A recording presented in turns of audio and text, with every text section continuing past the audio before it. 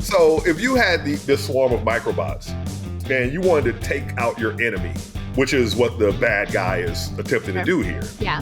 would you make a big scene of it? Or would you have them stealthily crawl along the ground like a line of ants, go into their house while they're sleeping, go up their nostrils and in their ears and just smash up their brain and then...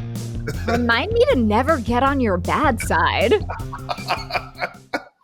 3, 2, 1, punch it. Could you jump to light speed in that tin can? Go back in time in the DeLorean. Will it crash or take to the sky? Tell me, smart guy, does it fly? Welcome to Does It Fly, the podcast that puts your favorite sci-fi properties, inventions, and conceits to the test. I'm your mad scientist, Hakeem Oluseyi. And I'm your pop culture expert, Tamara Krinsky. Time to dive into today's topic and see, does it fly?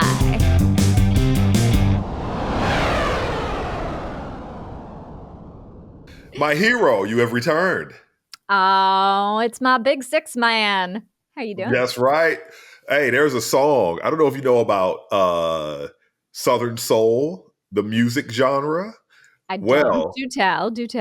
Oh, yeah. So it's basically what blues evolved into in the modern era. But what you just said reminded me of this song called Mr. Sexy Man. The hook goes, "Hey, Mr. Sexy Man, what your name is? What your name is?" I love this because this introduction has nothing to do with what we're going to be talking about today. The letters S and X can spell six. And we're talking about Big Hero 6. Ooh, nice transition. That was smooth, Hakeem. There was something there. Well done. Thank you. That's right. We are talking about the movie Big Hero 6. I'm Tamara Krinsky. I'm here with Dr. Hakeem Oluseyi, Dr. O. Welcome to the Does It Fly podcast, where we talk about the science and story behind some of your favorite gizmos and gadgets in sci-fi, animation, horror, etc., etc., etc. Entertainment. Yes. So today we're going to talk about the technology in Big Hero 6. So if you're a listener and you have seen Big Hero 6, which I love, it's a fun movie and it's full of technology. And so there's a lot to choose from. So tomorrow. Oh my God. So we could do so many episodes. Right? Yeah. But today we are specifically going to be talking about microbots. And there will be a little bit of a spoiler. And this movie is from 2014. It's from Disney. So it is possible that you may have not seen it yet. You may have not streamed it yet on Disney Plus, or you might have a child in the car or hanging out watching us on YouTube who hasn't seen it yet. So this is your spoiler alert. We will be saying some things happening. So hit pause, go watch, come back. And if you need a little refresher, if it's been a minute, Big Hero 6 takes place in the futuristic San Francisco, which is basically a mashup of San Francisco and Tokyo with the Tokyo aesthetic. And it centers around our 14-year-old hero, Hiro, who is a boy genius. He is kind of not really into anything productive at the beginning of the movie. He's taking part in ne'er-do-well. Like you, Hakeem, like you. Yeah. Like as a kid, right? When I was blowing up stuff as well, you gotta, it's really funny you make that particular contrast, because when I was around the same age, I would go into adult spaces. And, in the deep South where I'm from, it was playing these competitive games, bid whist, bones. And I had a buddy with me and we had signals. So just like Hero was hustling folks, we were hustling folks. So I could hustle folks on both the pool table at the age of 10 and at the cards during my teen years later. So you're not far off. Well, then clearly your path mirrored Heroes. Maybe his mirrored yours a little bit, because ultimately Hero becomes inspired by a school visit with his older brother, who is also an inventor, also super smart. He meets his brother Tadashi's friends. This is a Disney movie, so of course the parents are not in the picture; they have passed away. And ultimately, he invents, as part of the story, Hiro invents Microbots, and Microbots are tiny programmable robots that, with a neural interface, can take the form of anything. Anything that you can imagine. So the technology here is twofold, right? There is the brain computer interface that connects with these microbots, but then the microbots themselves are really, the fact that this came out a decade ago and literally December of 2024, a Korean research group essentially realized this technology in microscopic form, even smaller form than what Hiro implements. But here's what I'm talking about. There is a science known as, or an engineering concept known as swarm robots. And so the idea for these swarm robots is that they behave collectively to achieve their goals. So even though they're individuals, their collective behavior can form structures, can form weapons. They can literally do whatever you imagine. Okay, wait. So basically, we've sort of answered the question of, does microbot technology fly? But let's dial it back a second. Let's dial it back a second just to. No, we haven't. No, we haven't. But before, all right, great. I want to hear more. But before we get into more, let's actually dial it back a sec, just to explain what this is a little bit more for folks who are either listening and maybe not be seeing visuals on screen. So a microbot is basically, at least as portrayed in the film, they're maybe like an inch long. They sort of, to me, look like little magnets. And when Hiro puts on his neural interface, which is kind of like a headband, later on we see it as a mask, then he is able to think whatever form he wants these microbots. And you suddenly see, as Hakeem was saying, like a swarm of them, like a little group of mosquitoes almost, come together and create anything and everything from transportation to medical tasks to construction. They create buildings and structures to teleportation devices. So that's what we're talking about here. These little sort of what seem to be metal objects that have some kind of intelligence or programming built into them that through this neural interface, through thinking what you want, can come together. Okay, tossing it back to you for how that could work or does work. All right, so let's get into the science of these nanobots. So even though people have been doing microbot and nanobot technology development for a long time, it has its challenges that are fundamental. Wait, sorry, quick question. Yeah. You're using two different terms, microbot and nanobot. That's right. Yeah, a nanobot is 1,000 times smaller than a microbot. And both of these are real technology that are being used right now in the world.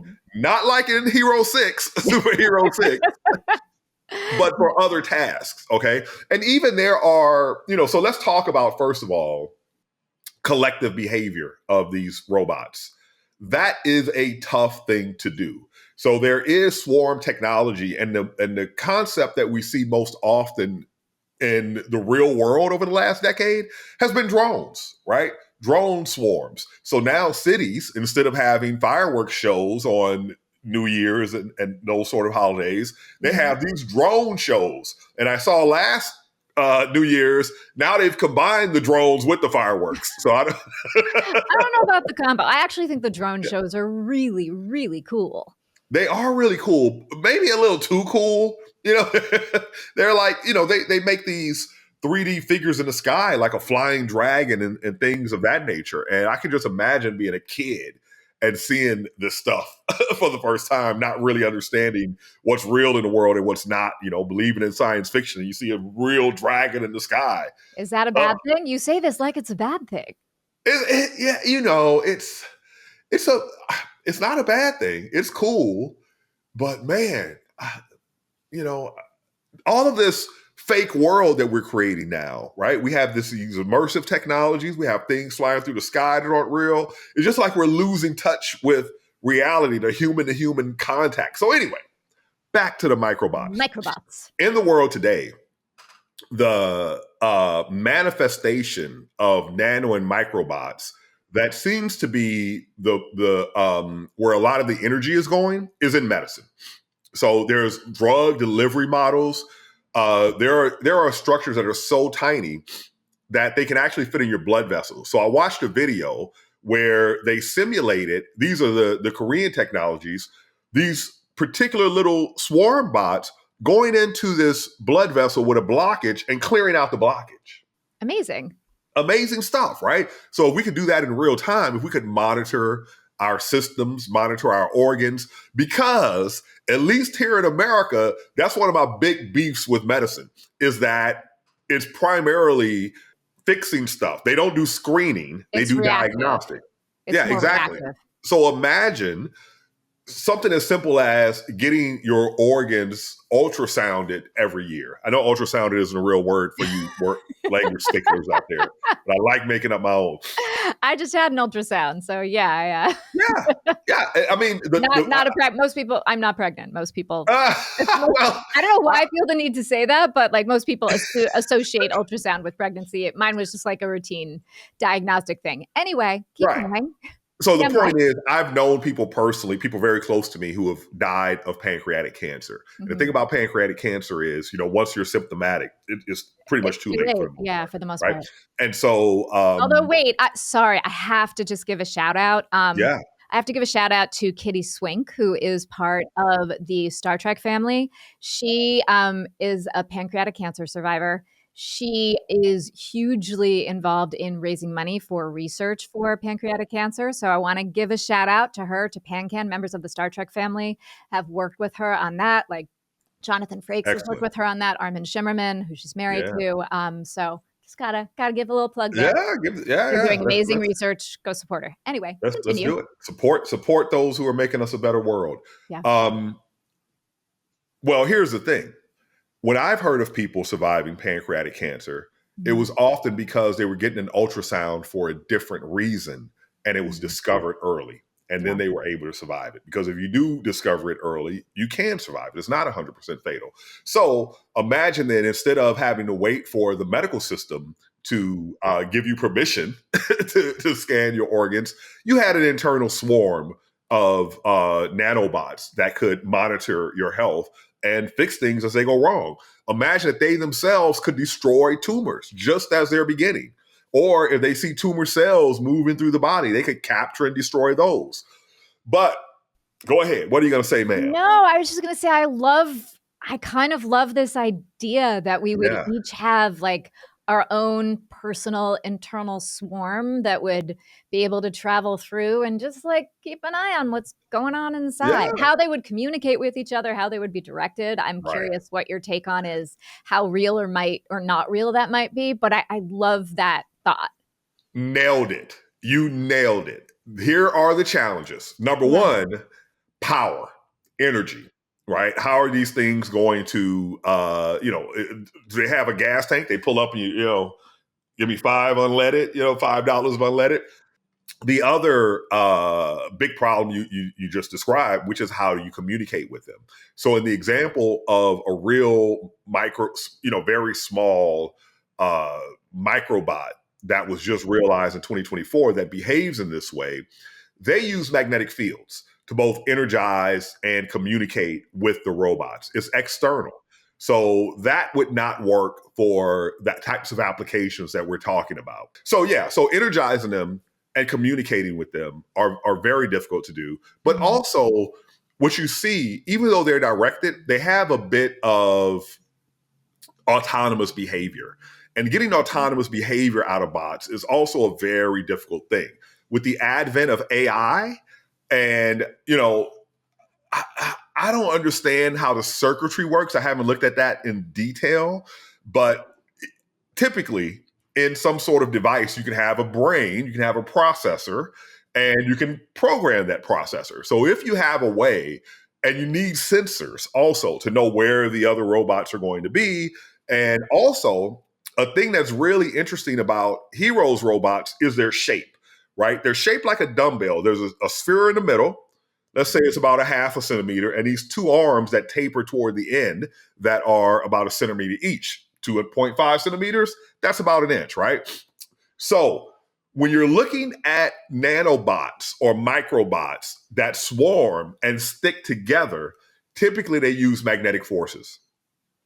So the earliest ones, for example, were spherical. But when two spheres touch, they only touch at a point. So when people started making them out of cubes and rectangular sizes, then you have a full face of magnetism facing each other, so you can get a stronger bond. The thing about Heroes bots is, I would imagine they combine both a mechanical interface based on their shape, right? You can see them interlocking, and a magnetic component to hold them together, right? Get them in spot, lock in, and then the others climb on. But that robot needs to be able to sense what the other robots are doing and then act accordingly and make its own decision about how it's going to fit into the matrix to build the structure. So that means that every robot needs to have the entire structure in its little tiny mind for it to do its part. I feel, listening to you describe this, I feel like you are talking about the Borg. Well, that's what they collective. are, right? Yeah, they behave like the Borg. Yeah, and resistance is futile. Yeah. I mean, it's interesting too, because, talking about this in the way they need to come together, we mentioned, like, for example, construction and being able, when Hero is demonstrating the microbots at the science fair, where he is ultimately hoping to gain entry to the Institute of Technology that his brother goes to, he demonstrates construction and all these different kinds of things. And if you're going to build a structure out of this that people are going to be walking on, that you're going to be placing things in and on, that bond needs to be so tight and so secure. And listening to you talk about it from a magnetism point of view, about how these pieces fit together, if I think about it like that, it makes me go, I don't know. I don't want to trust that. I don't know if I trust that. Exactly, right? Especially if they can run out of power at any time, because they can't have that much power available. So, it's a tough one, because in terms of does it fly? Because the technology is definitely way more mature than it used to be. People are doing things. There are real medical applications. There are real advances being made in the lab to do the sorts of things that you actually see in that movie. Not, it's a matter of degree and scale, but that's another thing about Heroes bots, about how scalable they are. Like, they have tens of thousands, if not millions of them working collectively. Even if you can communicate, can you scale to that size and maintain the integrity of the system? That really seems like super duper advanced. It has to be some sort of trick where you only need to understand your nearest neighbors or something of that nature. It just seems like a fundamental limit may be in place, unless it modularizes somehow, where it creates, modules that then stick together. So instead of each individual bot, when the bots come together and create a module, that module now acts like a single bot and can then do its thing. And maybe you have fewer parts to keep track of. Because it's not like when these microbots come together, they're all doing the same thing or just forming one shape. Like, they don't all get the same instruction. Like, we see, for example, he forms them into a big hand, basically like a big fist. Yeah. So, part of it has to form the fingers, part of it has to form the wrists. So there are different angles, they're in different places, and different, you would think they would need different instructions. So that kind of move. Mm-hmm. Right? So it's not just the fact that they create this complex structure. They then move in a coordinated way to, you don't have to like do this. You can go collapse into it, right? But they make a fist. For those of you who are listening, Hakeem just did like a whole cool fist collapse kind of a thing. I mean, talking about this, I feel like maybe if we got Hero and his team together, because he becomes friends with all of Tadashi's buddies at the lab. But we got them together with the Wonder Twins from the DC universe. Yeah. Because, they've got the whole form of. Right. I feel like we could get our answer, maybe. Something would come from that. Form of a non-evil scientist. Exactly. Because, that's the big twist in this one. Who is the evil scientist? Yeah. I'm not telling. You got to watch it to see. So here, when earlier I just said that this is a tough one, and it is a tough one for me, because I think that without the scale of what they're doing in the movie, I would say it does fly. But the way it's done at scale is something that I don't see being possible very quickly, but I could be wrong. I could definitely, and also that problem of how do you power them? Some people have thought in the medical applications, maybe you could use bioelectricity. Maybe you could have some sort of form of chemical energy that it taps, like mitochondria. Batteries, like the Matrix. Or batteries, human batteries. I don't know.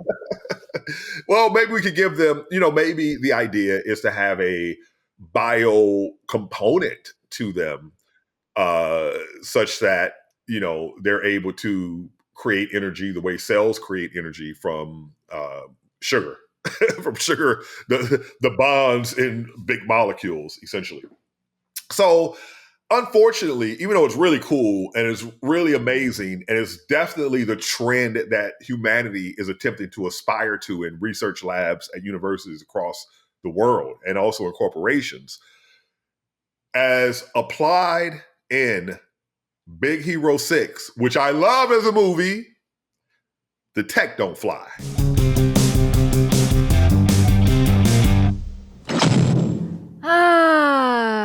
Yeah, it's I had a feeling you were going to say that. Yeah. I was hoping you would say it might not fly yet, but I think, hearing that from a story perspective, it's such a good movie, and I'll just wear my heart on my sleeve. I love this movie. Well, let me ask you this. This because here's the thing that struck me. I saw you talking about watching on your treadmill. Yes, I was watching it. I was rewatching it while I was at the gym on the elliptical. Yeah. Well, I rewatched it too. And what struck me was, for a decade-old movie, that movie holds up so well. So, okay. So, yes. So this is the perfect launch into talking about the story. I think it's pretty amazing how well it holds up. I mean, the movie is set, about a century and a half ahead of where we are now. It's a very futuristic setting, yet at the same time, there's enough that's familiar. It's not a real place, or at least a place that currently exists. It's sort of this made up location of San Francisco. I love that. Yeah. But, in putting together, and for those who don't know, this is actually a Marvel movie and a Disney animation movie. So it really? It's loosely based on a comic book of the same name. It's inspired by it, by Stephen T. Siegel and Duncan Rouleau, of Man of Action Entertainment. And this, there were challenges in going, well, how do we put together something that feels like a Marvel movie, but that also feels like Disney animation? How do you find that combination of action, of heart, of, all these tropes essentially that are part of both of these things? So that was a big piece of it. And what I love is that as you kind of go through the movie, you'll see different pieces of, things that are traditionally Disney and things that are traditionally Marvel. And I think part of the reason it holds up so well, in addition to the technology that feels like it could happen, the way they structure that, and I'll get to that in a minute, is because there's also something familiar about it. There's a scene. So we mentioned Baymax. Baymax is a robot who Hero's older brother creates, and he is a healthcare robot. He is meant to assist, to take care of, and the real central relationship of the film actually occurs between Hero and Baymax. I hope we'll get to do another episode on the tech of Baymax and all of that. But from a character perspective, there's a moment in the film where Hero is sort of learning to trust Baymax after his brother passes away, and they go on a flying adventure over San Francisco. And it is so reminiscent of great moments from Dumbo and Peter Pan. It taps into that classic Disney magic. The Rocketeer. Rocketeer. At the same time, although their flight's a little smoother than Rocketeer, at the same time, you've got some great Marvel DNA in there of these awesome fight scenes, and that's where you see some really cool animation happening with the Microbots as they're used in a whole bunch of different ways. This idea of a superhero, ultimately a team forms, this idea of individual trying to accomplish things versus a team trying to accomplish things. Not to mention Dark Hero making his appearance, right? reminiscent of Yeah. Dark Phoenix. Yeah. Exactly. So Yeah. they've done a really wonderful job of combining these two pieces together from sort of different movie traditions. And obviously Disney owns Marvel, but their properties have been somewhat different. So like we say, like with any good sci-fi, and this is an animated sci-fi movie. It's a superhero movie, but it very much belongs in the realm of sci-fi. And with any good science fiction, there's that what if point that we say this thing or this condition or this world exists. Are you going to come with us for the ride? There's a couple bumps with the microbots, but not enough to make me go, yeah, I don't think so. I have an easier time with watching kind of what they create and how they form, in part because the visuals are so cool. So cool. Yeah. And And they hold up so well. yeah, they really do. I get a little bit funkier with the neural interface, with being able to control them via thought. And Right. that's simply because when I think about it, like, okay, so right now we have Siri, we have Alexa, we whatever else is out there, and Cortana. Does Cortana still exist? I don't know. And so we can give instructions to them to do things. I'm sure generative AI and agentic AI is gonna come for that soon. But we can give instructions to do things, and we're doing that verbally. Right. So the way that even though we sort of have to train our Siris and our Alexas, there's a lot of similarity between the way that we would instruct them, as opposed to when we think about things, we all think about how to do things and instructions for things and what we want to happen in a gazillion different ways. So when I think about if you can just so easily, whether it's hero, whether it's the villain who shall remain nameless for the moment, who ultimately at a certain point gets control over the microbots and the interface, and he's able to easily, or she's able, or they're able to easily control things. And it's very seamless. That bumped me a little bit, but I kind of thought about it, and then it went out of my head because I was so busy watching what was going on screen. And I was so engaged with the characters and the way that they use both the microbot technology and all the different technologies that this team of super smart folks that he meets at the lab come together. And I love that. You've got this great team. You've got Wasabi, who does laser induced plasma. You've got Honey Lemon, who's all about chemistry, and ultimately as the team becomes a group of superheroes later in the movie, she's got technology where basically she can take any element on the periodic table and form of it in her purse, and it'll shoot out and do whatever she needs. You've got Fred, who uses fire. You've got Gogo, who's all about speed and technology. And this helps inform their character. We get a sense of who they all are by the They're very well developed characters. Yes. And can I just say, as a lady, I was so happy to see two women in the lab who each had different forms of what I'll call scientific intelligence, different ways of expressing that, different ways of manifesting that, because we don't see that often enough. So thank you, Big Hero 6. And as a science communicator, I think entertainment first. And hopefully, I can educate you without you even knowing that I'm educating you. And I think sometimes when we do education, or we're even putting forth values or showing a picture of what we can be, our aspirations as a society, it comes across a little preachy, right? Sure. Yeah, absolutely. And there is none of that here, right? You don't need what you said. And you know what I was thinking as well is, because I was a dreamer kid. I watched something and suddenly I'm dreaming myself in that space, right? I imagine kids who watch this and the impact it has on them, because the lab scenes were so amazing. And there was so much of that working its way through. So if you have that identity of a tinkerer, or, it just reinforced it for you. So I'm sure the kid who has that, goes back and tinkers even more, right? They can imagine themselves in this space. Yeah, and I have to give props to the filmmakers and to the creative team because they actually went during the making of this, during the development process. They visited a whole bunch of labs, including Harvard, MIT, Carnegie Mellon, JPL, the Jet Propulsion Lab out here in Pasadena. And they used that as inspiration for how the lab might work, what it would do, what it would, different kinds of projects they might find in there. So, that is something that if you are watching this movie and you're inspired by it, like you can go find that stuff in the real world, which is pretty incredible. Yeah. The other thing that I've been thinking about too, when we talk about like how does a particular invention or conceit help to power a story, or in the case of Microbots, help to build a story. Well, in this case. Yeah. I mean, in this case, it's literal, right? It's a plot device that powers a lot of different moments throughout the film.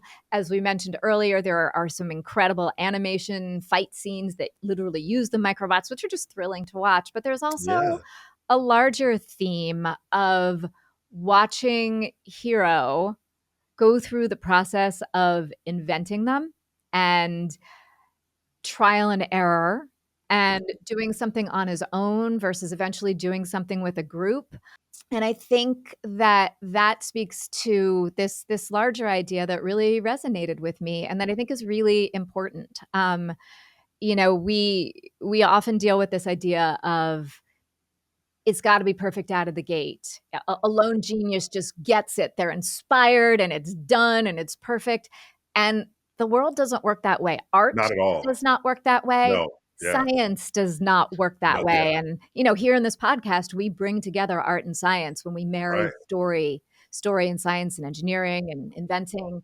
And I think that's such an important piece of this movie, as you were saying, that we get to see played out in the story through character, but without being preachy, without saying, don't be afraid of making a mistake. No. For when Tadashi is trying to perfect Baymax, right? There is that sequence, right? Mm-hmm. And he's, it starts out all cheery, but then, and then that's the thing about working in the lab.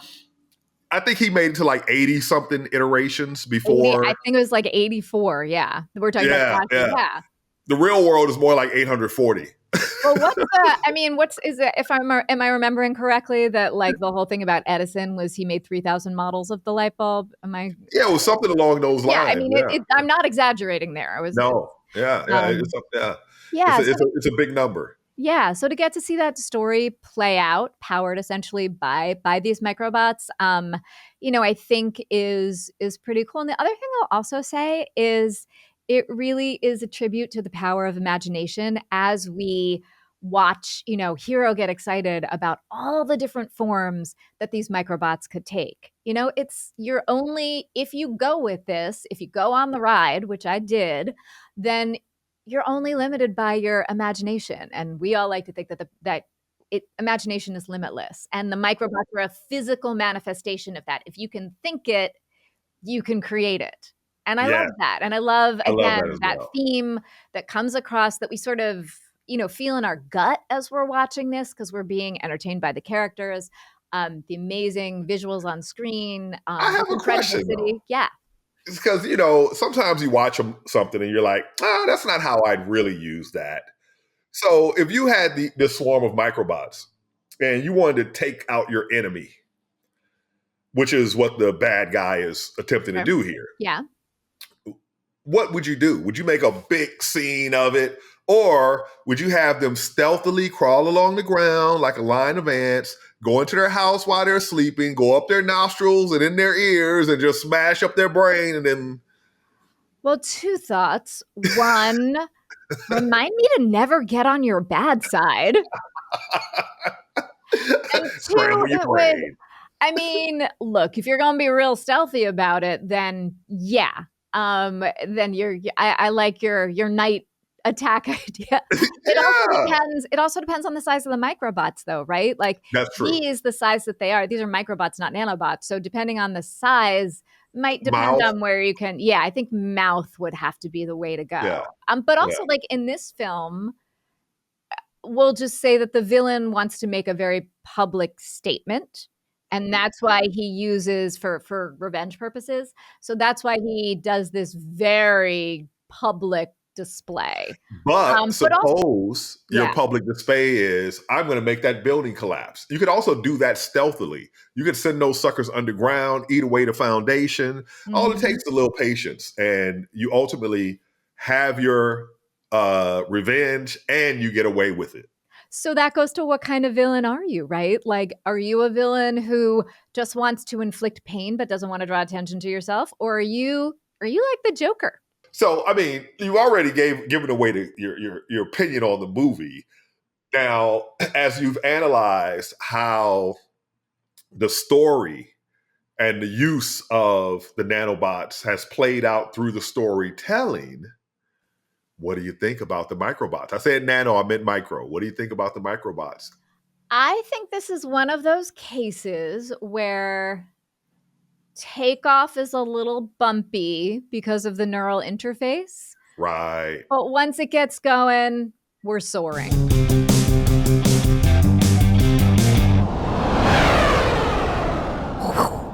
Yes. The vibe of nanobots or microbots. I keep saying nanobots. The vibe of microbots.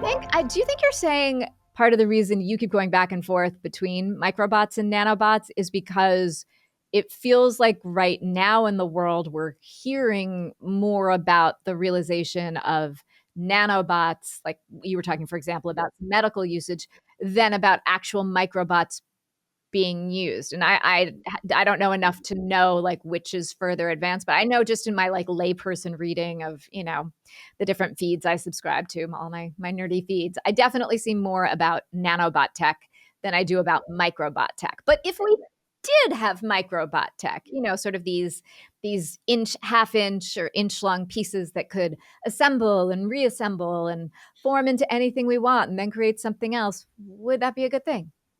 Well, it's like AI in that way. It's something that has this amazing potential for good. And I think that when people think about AI and the potential for bad, they go to Skynet. Oh, the code is going to take over the world, right? I don't know that's going to be the case. But what I do think is that the people that control the models are going to become insanely rich. And then it's going to be their power that is the threat, more so than the threat of the technology that they wield. And I think the same thing would be true if something like this actually came to fruition. If there is time to market matters, right? Even though there is, does it better, defeats did it first. When you're talking about lab work, doing it first really matters a lot because it just takes time to catch up. If you start out ahead, chances are your, not software, but actual hardware, it's going to be very hard for people to catch you because lab development time is lab development time. That's why some nations empower their technical corporations to perform espionage and steal technologies. That's a very common thing. So as I look at this, is it good in the world really depends on who's wielding it and what purpose they're wielding it for. And with things that are revolutionary like this, there are going to be good uses, there are going to be obvious bad uses, and there are going to be unintended consequences. So let's like keep the what if going here, since that's like my favorite question. One of my favorite phrases in the world. So, so if let's say we were in charge of the microbots and we had good intentions. I'll tap into your villain side in a minute, but we had good intentions. What are some of the things that could make this a good thing in the world? Like my brain immediately goes to, it makes things easier. Construction can be a really pollutive process. Is pollutive a word? I don't know. It is now. It can be a really pollutive process. And so pollutative. It could be a very pollutative process. So when we use the microbots, we do not have all the fumes going into the atmosphere with carbon problems. Sorry. Anyway.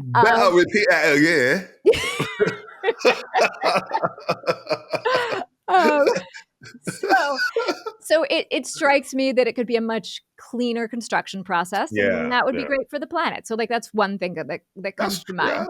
Yeah. We know what comes to mind for me is the vacuums, the robotic vacuums. So instead of being a robotic vacuum, they could be a robotic ensurer of structural integrity. Whether it's airplanes, whether it's buildings, whether it's roads, everything is either maintained or falling apart. And a lot of the types of ways that structures are compromised start off microscopic, right? Microfractures and this sort of thing.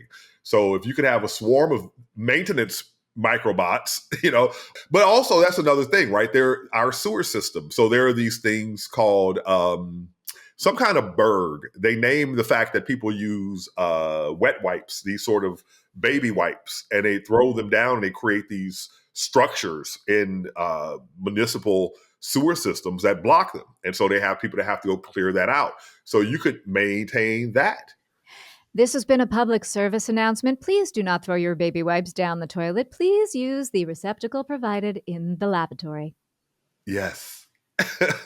So, there's all sorts of maintenance things for which these are appropriate for, including your body.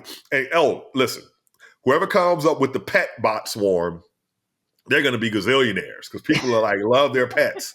Well, I mean, if you think about it right now, I mean, they're not automatic, but basically there are two things that you could combine, right? So if you look at kids' toys, there are the robotic pets that currently exist. But the other thing I'm thinking of is, if you've ever seen, they're like little magnetic platforms that have little beads or little shaved pieces of metal that are really tactile. So you can take them and you can form them into shapes and do all different kinds of things. And it's actually really soothing.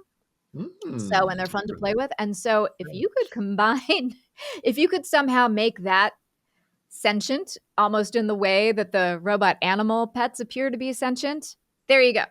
There you go. But listen, we know what it's really going to be used for: warfare. Here is the when it's tech like this, where I see the potential for great good and great bad, realizing that yes, both are going to occur.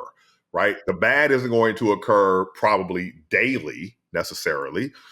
It's like nuclear technology, right? So you have the capability for energy generation that could transform the world, right? But you can have these horrible accidents, and you also have nuclear bombs. So is the energy worth we're not, we've had 2 nuclear bomb drops on populations. It hasn't turned into the nightmare that we can envision could occur, right? So far, over less than 100 years of existence, is being held in check in that way.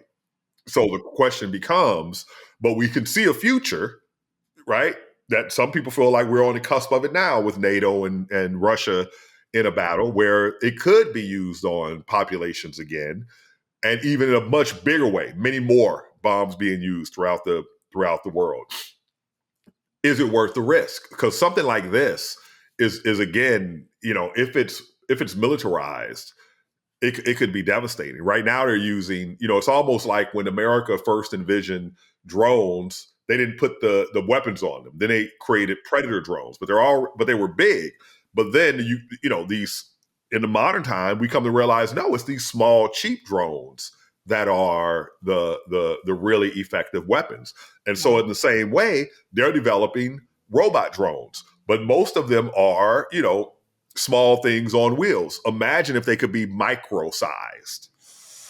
Yeah. Right. And there's a societal piece of it too. That's the flip side of what we were talking about with like easy construction, for example. So on one hand, across the country right now, there's a huge unhoused problem. And part of the problem is how long construction takes, right? So you imagine a world where you deploy microbot technology, you build, if we could ensure the structural integrity, and you're able to build faster, people are housed, et cetera.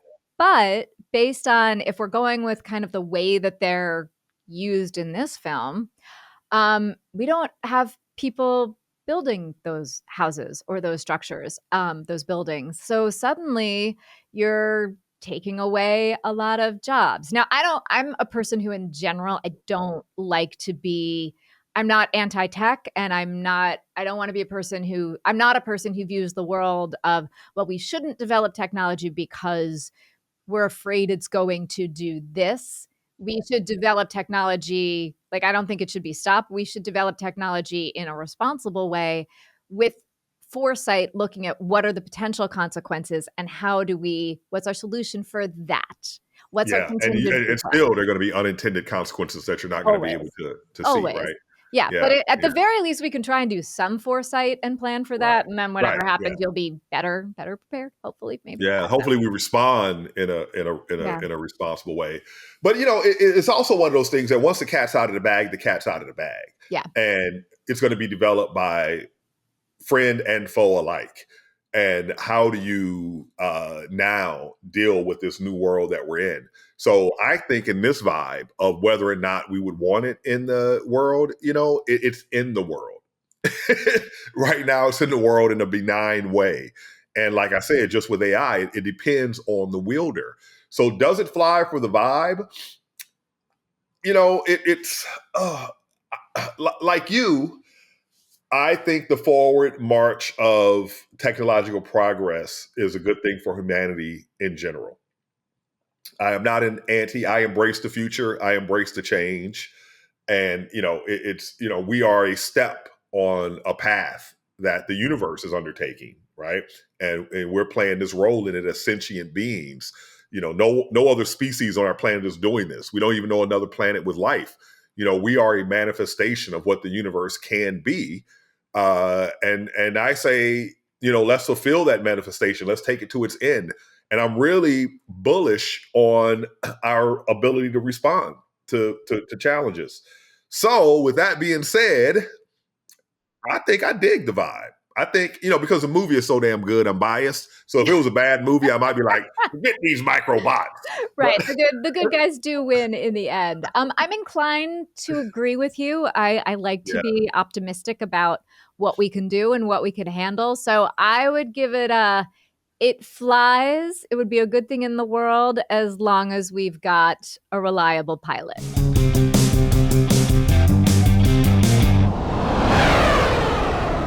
Well, if I was in charge of the microbot technology, first thing I do, of course, is make my enemies pay hard, painful prices. You do not get to fly the microbot plane. But then after that, I'm going to create a utopia.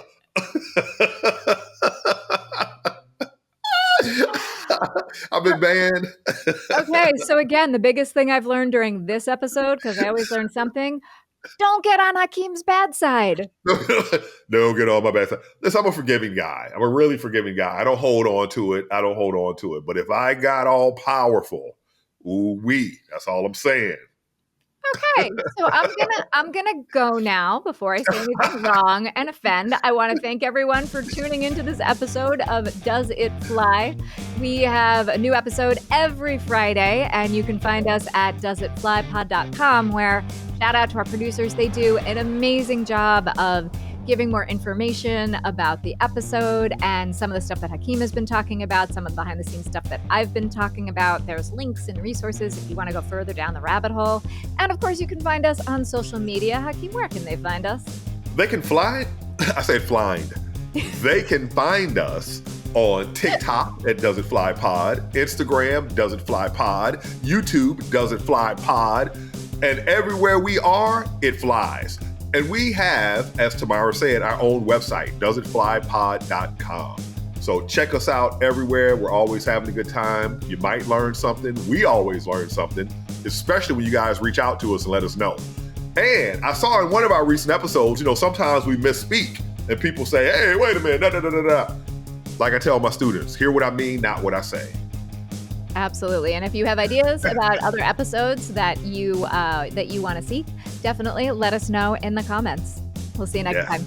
See you next time.